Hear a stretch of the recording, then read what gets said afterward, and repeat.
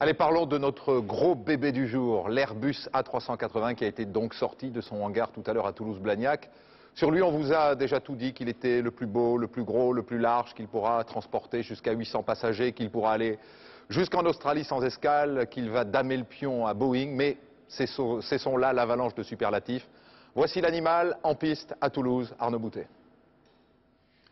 La première image forte réunit côte à côte le français Jacques Chirac, l'allemand Gerhard Schröder, l'espagnol José Luis Zapatero et le britannique Tony Blair. Les 4 pays fondateurs d'Airbus Industrie envahissent ce hall d'assemblage transformé en salle de spectacle. Et qui enivre, qui indique le chemin, la marche à Tout suivre. commence par un conte imaginaire. Exister. Airbus ouvre son grand livre de l'innovation. L'A3XX devient officiellement l'A380. Pied de nez au concurrent Boeing, plusieurs acheteurs du gros porteur, dont quelques Américains, viennent vanter les prouesses de l'appareil.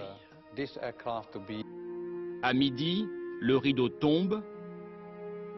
Dans la pénombre, l'avion dévoile ses courbes.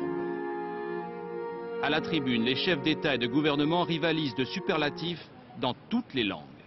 Ce véritable paquebot du ciel fera date dans l'histoire de l'aviation, comme l'Éole de Clément Ader, comme la Caravelle, comme le Concorde.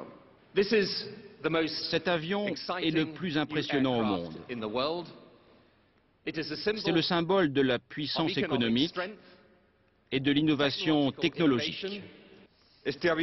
Cet avion, comme toute chose que l'homme a réalisée dans l'histoire, c'est la réalisation d'un rêve.